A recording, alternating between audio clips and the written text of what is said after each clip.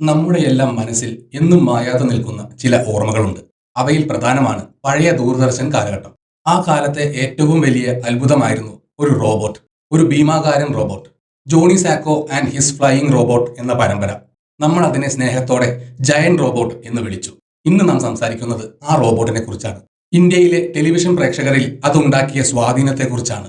സാങ്കേതിക വിദ്യയുടെ അതിപ്രസരമില്ലാത്ത കാലത്ത് ഒരു യഥാർത്ഥ അത്ഭുതമായി അത് മാറി. ഇന്ത്യൻ ടെലിവിഷൻ ചരിത്രം പരിശോധിക്കുമ്പോൾ ദൂരദർശന്റെ പ്രാധാന്യം വളരെ വലുതാണ്. 1980കളിലും 90കളുടെ തുടക്കത്തിലും മറ്റ് ചാനലുകൾ ഉണ്ടായിരുന്നില്ല. ഒന്നോ രണ്ടോ ചാനലുകൾ മാത്രമായിരുന്നു ഉണ്ടായിരുന്നത്.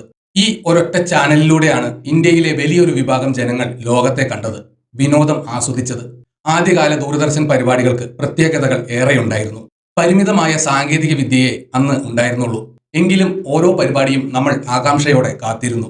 രാമായണം, മഹാഭാരതം തുടങ്ങിയ ഐതിഹാസിക സീരിയലുകൾ ഇതിൽ പ്രധാനമായിരുന്നു. അതിനിടയിലേക്കാണ് ജയൻ റോബോട്ട് കടന്നു വന്നത്. കുട്ടികൾക്കായുള്ള പരിപാടികൾ അന്ന് വളരെ കുറവായിരുന്നു. അക്കാലത്ത് ഇന്ത്യയിലേക്ക് വന്ന വിദേശ പരമ്പരകൾക്ക് വലിയ സ്വീകാര്യത ലഭിച്ചു. ജയൻ റോബോട്ട് അത്തരത്തിലൊരു ഇറക്കുമതിയായിരുന്നു. ഇതൊരു ജാപ്പനീസ് പരമ്പരയായിരുന്നു. കുറഞ്ഞ തുകയ്ക്കാണ് ദൂരദർശന് ഇതിന്റെ ബ്രോഡ്കാസ്റ്റിംഗ് റൈറ്റ്സ് ലഭിച്ചത് എന്ന് കരുതപ്പെടുന്നു. എങ്കിലും അതിന്റെ ജനപ്രീതി വളരെ വലുതായിരുന്നു.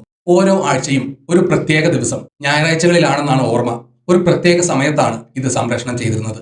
ആ ദിവസം കുട്ടികൾ ടെലിവിഷന് മുന്നിൽ സ്ഥാനം പിടിച്ചിരുന്നു. അയൽ വീടുകളിലെ കുട്ടികളും മുതിർന്നവരും ഒരുമിച്ചിരുന്ന് ഇത് കണ്ടു.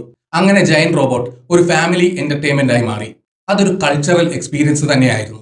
ജയൻ റോബോട്ടിന്റെ യഥാർത്ഥ പേര് ജയൻ റോബോ എന്നാണ്. ജാപ്പനീസ് ഭാഷയിലാണ് ഇതിന്റെ ഒറിജിനൽ വേർഷൻ. മിത്സുറ്റേരു യോക്കോയാമയാണ് ഇതിന്റെ സൃഷ്ടാവ്. 1967 ഒക്ടോബർ 11 മുതൽ 1968 ഏപ്രിൽ 1 വരെയാണ് ജപ്പാനിൽ ഇത് ആദ്യം സംപ്രേഷണം ചെയ്തത്. ഇത് ഒരു ടോക്കുസാറ്റ്സു വിഭാഗത്തിൽപ്പെട്ട പരമ്പരയാണ്. ടോക്കുസാറ്റ്സു എന്നാൽ സ്പെഷ്യൽ എഫക്റ്റുകൾ ഉപയോഗിച്ച് നിർമ്മിക്കുന്നവ. ഭീമാകാരൻ രാക്ഷസന്മാരും റോബോട്ടുകളും ഇതിലുണ്ടാകും. യോക്കോയാമയുടെ മറ്റൊരു പ്രശസ്ത സൃഷ്ടിയായ ടെൻസുജിൻ 28 ഗോ അഥവാ ഗിഗാൻഡർ എന്ന റോബോട്ടിക് കഥാപാത്രവുമായി ഇതിന് സാമ്യമുണ്ട്. എന്നാൽ ജയൻ റോബോട്ടിന് ഫാന്റസി ഘടകങ്ങൾ കൂടുതലാണ്. ഇന്ത്യയിൽ സംപ്രേഷണം ചെയ്തത് ഇതിന്റെ ഇംഗ്ലീഷ് പതിപ്പാണ്. മുൻപ് പറഞ്ഞതുപോലെ Johnny Sokko and his flying robot എന്ന പേരിലാണ് ഇത് പ്രക്ഷേപണം ചെയ്തത്. മൊഴിമാറ്റം ചെയ്ത ഈ പതിപ്പ് 1969കളിൽ അമേരിക്കയിലും മറ്റ് രാജ്യങ്ങളിലും എത്തിയിരുന്നു. 1980കളിൽ ഇത് ഇന്ത്യൻ ടെലിവിഷനിൽ എത്തി. കേരളത്തിൽ ഇത് 90-91 കാലഘട്ടത്തിൽ DD മലയാളത്തിലും സംപ്രേഷണം ചെയ്തിട്ടുണ്ട്. ജയൻ റോബോട്ടിന്റെ കഥ വളരെ ലളിതമാണ്, എങ്കിലും അത് ആകർഷകമായിരുന്നു. ഭൂമിയെ ആക്രമിക്കാൻ വരുന്ന ഒരു അന്യഗ്രഹ ഭീകര സംഘമാണ് ബിഗ് ഫയർ. അമേരിക്കൻ പതിപ്പിൽ ഇത് ഗാർഗോയിൽ ഗ്യാങ് എന്നറിയപ്പെട്ടു. ഈ സംഘത്തെ നയിക്കുന്നത് എംപറർ ഗില്ലറ്റിനാണ്. ഗില്ലറ്റിൻ തന്റെ ബഹിരാകാശ കപ്പലിൽ ഭൂമിയുടെ കടലിനടിയിൽ ഒളിച്ചിരിക്കുന്നു. അവിടെ ഇരുന്നാണ് അയാൾ ഉത്തരവുകൾ നൽകുന്നത്. ഇവിടെയാണ് നമ്മുടെ നായകൻ വരുന്നത്. ഡൈസാക്കു കുസാമ എന്ന കുട്ടിയായിരുന്നു അത്. ഇംഗ്ലീഷ് പതിപ്പിൽ ഈ കുട്ടിയെ ജോണി സോക്കോ എന്ന് വിളിച്ചു. ജോണിയും സമാധാന പാലക സംഘടനയായ യൂണിക്കോണിന്റെ ഏജന്റായ ജുറോ മിനാമിയും ഇംഗ്ലീഷിൽ ജെറി മാനോയും ഒരു ദ്വീപിൽ എത്തുന്നു. അവിടെ വെച്ച് അവർ ബിഗ് ഫയർ സംഘത്തിന്റെ പിടിയിലാകുന്നു. അവർ രക്ഷപ്പെടാൻ ശ്രമിക്കുന്നതിനിടെ ഒരു ഭൂഗർഭ കേന്ദ്രത്തിൽ എത്തുന്നു. അവിടെ ഭീമാകാരനായ ഒരു റോബോട്ടിനെ നിർമ്മിക്കുന്നുണ്ടായിരുന്നു. റോബോട്ട് നിർമ്മിച്ച ശാസ്ത്രജ്ഞൻ ലൂസിയസ് ഗാർഡിയൻ ആണ്. റോബോട്ടിനെ നിയന്ത്രിക്കാനുള്ള ഉപകരണം അദ്ദേഹം ജോണിക്കും ജുറോയ്ക്കും നൽകുന്നു. ആദ്യമായി കേൾക്കുന്ന ശബ്ദം ആജ്ഞാപിക്കുമ്പോൾ റോബോട്ട് പ്രതികരിക്കും. ജോണിയാണ് റോബോട്ടിന്റെ ആദ്യം കേൾക്കുന്ന ശബ്ദം. അതിനാൽ റോബോട്ടിന്റെ നിയന്ത്രണം ജോണിക്ക് ലഭിച്ചു. റോബോട്ട് ജോണിയുടെ കയ്യിലായ ശേഷം ശാസ്ത്രജ്ഞൻ ഗാർഡിയൻ ജീവനൊടുക്കി. അദ്ദേഹം താൻ നിർമ്മിച്ച റോബോട്ട് ദുഷ്ടശക്തികളുടെ കൈകളിൽ എത്താതെ നോക്കി. അതോടൊപ്പം അദ്ദേഹം ആ താവളം ആറ്റം ബോംബ് ഉപയോഗിച്ച് നശിപ്പിച്ചു. ജോണി സോക്കോയും ഭീമാകാരൻ റോബോട്ടും പിന്നീട് യൂണിക്കോണിന്റെ ഭാഗമായി പ്രവർത്തിക്കുന്നു. എംപറർ ഗില്ലറ്റിൻ അയക്കുന്ന രാക്ഷസന്മാരെ റോബോട്ട് നേരിടുന്നു. ജയൻ റോബോട്ടിന്റെ വലിയ ജനപ്രീതിക്ക് കാരണങ്ങൾ വലുതാണ്. ഒരു കൊച്ചു കുട്ടിയാണ് ലോകത്തിലെ ഏറ്റവും ശക്തമായ റോബോട്ടിനെ നിയന്ത്രിക്കുന്നത്. കുട്ടികൾക്കിത് വലിയ പ്രചോദനമായി. തങ്ങൾക്കും അത്ഭുതങ്ങൾ ചെയ്യാൻ കഴിയുമെന്ന് അവർ വിശ്വസിച്ചു. റോബോട്ടിനെ നിയന്ത്രിക്കുന്നത് ഒരു വാച്ച് ഉപയോഗിച്ചാണ്. ജോണി തന്റെ കൈത്തണ്ടയിലെ വാച്ചിലൂടെ റോബോട്ടിനോട് സംസാരിക്കുന്നു. കമോൺ ജയൻ റോബോട്ട് എന്ന ജോണിയുടെ ആജ്ഞ കുട്ടികൾ ഏറ്റെടുത്തു. ഈ വാച്ച് കൺട്രോൾ ഒരു പുതിയ ആശയമായിരുന്നു. അക്കാലത്ത് ഇത്രയും ഹൈടെക് ഉപകരണങ്ങൾ സാധാരണയായി കണ്ടിരുന്നില്ല. റോബോട്ടിന്റെ രൂപം വളരെ ആകർഷകമായിരുന്നു. ഫറവോയുടെ രൂപകൽപ്പനയുമായി ഇതിന് സാമ്യമുണ്ട്. 500 ടൺ ഭാരമുള്ള റോബോട്ട് എന്നാണ് ഇതിനെ വിശേഷിപ്പിച്ചത്. ഇത് കമ്പ്യൂട്ടർ ഗ്രാഫിക്സ് ഇല്ലാത്ത കാലത്തെ വലിയൊരു ദൃശ്യവിരുന്നായിരുന്നു. ഓരോ എപ്പിസോഡിലും റോബോട്ടും ഏതെങ്കിലും ഒരു ഭീമാകാരൻ രാക്ഷസനും തമ്മിലുള്ള യുദ്ധം കാണാം. കൈവിരലുകളിൽ നിന്ന് മിസൈലുകൾ, പുറകിലെ മിസൈൽ, കണ്ണിന് ചുറ്റുമുള്ള റേഡിയൻ ബീമുകൾ, ഇന്റൻസ് ലൈറ്റുകൾ എന്നിവയെല്ലാം റോബോട്ടിന്റെ ആയുധങ്ങളായിരുന്നു. ഓരോ എപ്പിസോഡിലും ഏകദേശം ഒരേ പാറ്റേൺ ആയിരുന്നു. ഗില്ലറ്റിൻ പുതിയ രാക്ഷസനെ അയക്കുന്നു. യൂണിക്കോൺ ഇടപെടുന്നു. ജോണി റോബോട്ടിനെ വിളിക്കുന്നു. റോബോട്ട് രാക്ഷസനെ നശിപ്പിക്കുന്നു. ഈ ലളിതമായ സ്റ്റോറി ലൈൻ കുട്ടികൾക്ക് എളുപ്പത്തിൽ മനസ്സിലാക്കാൻ കഴിഞ്ഞു.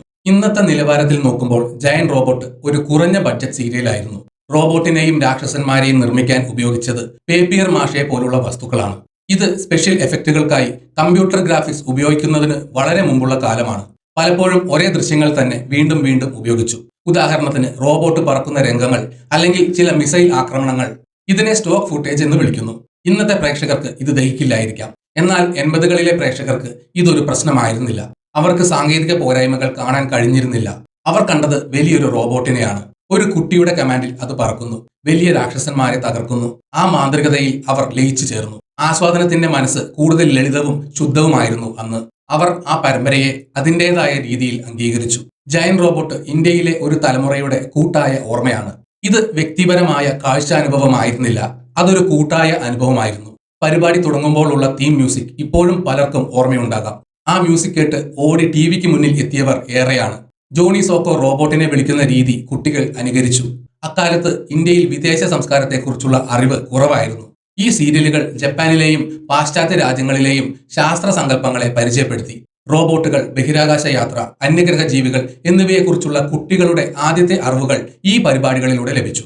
നൊസ്റ്റാൾജിയ ചർച്ച ചെയ്യുമ്പോൾ ജയന്റ് റോബോട്ട് എപ്പോഴും ഒരു പ്രധാന വിഷയമാണ്. സോഷ്യൽ മീഡിയയിലും ഓൺലൈൻ ഫോറങ്ങളിലും 80കളിലെയും 90കളിലെയും കുട്ടികൾ ഈ സീരിയലിനെ കുറിച്ച് ഇന്നും സംസാരിക്കുന്നു. തങ്ങളുടെ ബാല്യകാലത്തിന്റെ മനോഹരമായ ഒരു ഏടായി അവർ ഇതിനെ കാണുന്നു. ജയന്റ് റോബോട്ട് ഒരു സയൻസ് ഫിക്ഷൻ സീരീസ് ആയിരുന്നു. ഇന്ന് ഇന്ത്യയിൽ റോബോട്ടിക്സിലും സാങ്കേതിക വിദ്യയിലും താല്പര്യമുള്ള ഒരു തലമുറയുണ്ട്. ഇതിന്റെ എല്ലാം വിത്തുകൾ പാകിയത് ഇത്തരം പരിപാടികളാണ്.